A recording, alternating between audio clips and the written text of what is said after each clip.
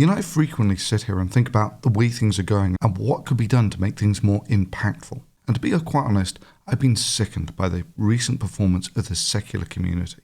The problem is that many in leadership positions have managed to get themselves bullied or cajoled into this bullshit PC appeasement position by people who are conspicuous in that they proudly label themselves as feminists. Folks who find t-shirts like this offensive enough to reduce them to tears.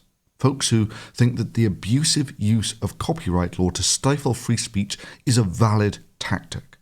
Folks who think that fake jewellery and not offending people should be classed as forms of harassment at conventions on a par with physical groping. We're not asking for anything crazy, just basic rules so that we can say, the sort of thing like making fake jewelry and intentionally offending people is not okay, nor is grabbing someone's ass. That's it. That's all we're asking. Or take, for instance, the professional victims who went from conference to conference telling people each time that the sexual harassment at those conferences was so bad that they were literally putting their lives on the line merely by turning up. There's lessons. You can't trust the cops. You can't trust people to believe your story. You can't trust the people who hang out with you at these events. You can't trust the leaders of our community to give a damn.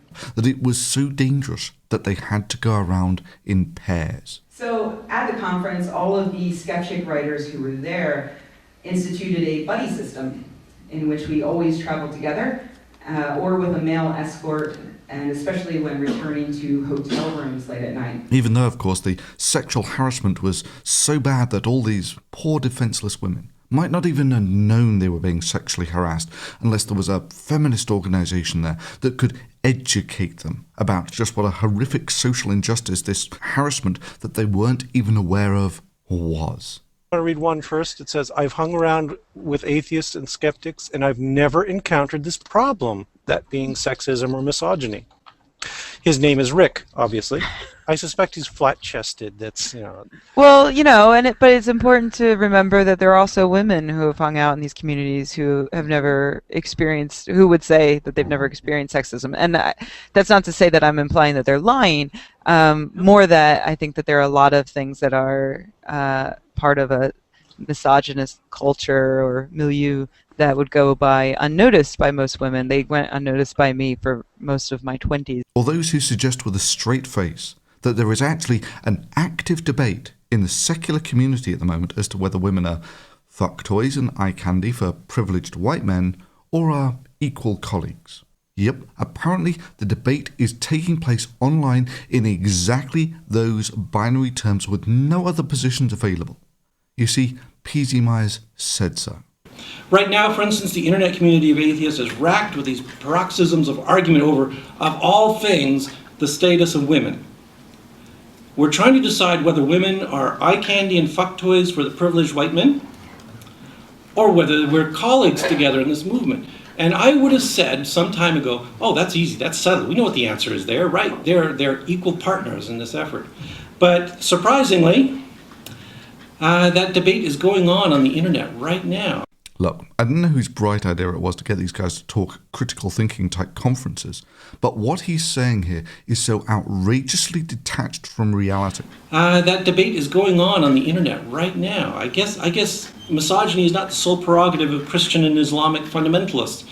There are also some atheists who feel this way. It's not even a straw man. It's simply bullshit. It's an outrageous fiction told to conjure up this boogeyman that there's this great faction of the secular community that argues that women are fuck toys and eye candy for privileged white men. Okay, maybe that's unfair. Maybe there is the tiny fraction who think that women are eye candy and fuck toys for privileged white men. Well, now, thanks to the scare tactics and boogeymen that these toxic parasites have conjured up, you now have conferences with harassment policies that look like this. Additionally, exhibitors in the expo hall, sponsors or vendor booths, or similar activities are also subject to the anti-harassment policy. Booth staff, including volunteers, should not wear sexualized clothing, uniforms, costumes, or otherwise create a sexualized environment. What, you mean creating a sexualized environment like this? If you win the hand, then I would have to submit and have sex with you. You win. I will give you my hotel room number right up. We'll do the sex thing later. Okay, go back to your seat.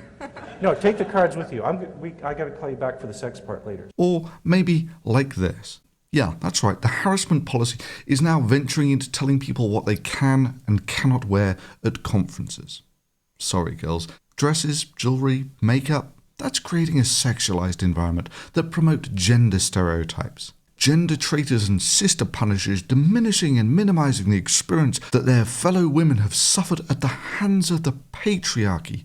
I think of the words that those who want to protect you from this harassment that you're not even aware of would use. Seriously, who would pay money to go to a convention like this? The time away from your job, the travel costs, the hotel costs, the conference costs, simply to be judged by some highly strung and obscenely hypocritical professional victims as to whether their clothes constitute creating a sexualized environment and therefore fall under the harassment policy.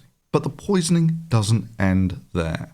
These spanners actually want to redefine what words mean. You know, like atheism used to mean just not accepting there was a god or gods. Well, now it means this. And when we use science, it answers problems. It resolves questions for us.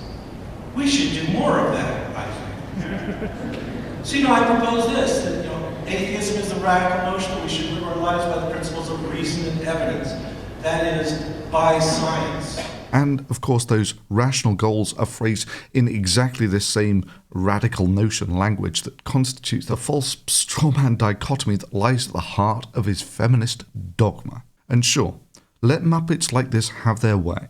And they wouldn't merely stop with trying to control what you're allowed to wear. They would extend their right to prohibit you from saying things that people might find offensive.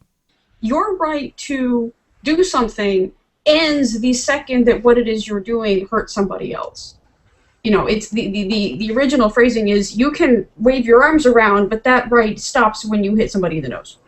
I believe your right to swing your fist ends where my faith begins. Or something along those lines. And you know what? That's actually very true, and that also applies to things like language. Yeah, I can say all manner of words. I have the right to do that. I have the freedom of speech. But my right to do that ends the second that somebody who is affected by those words hears me.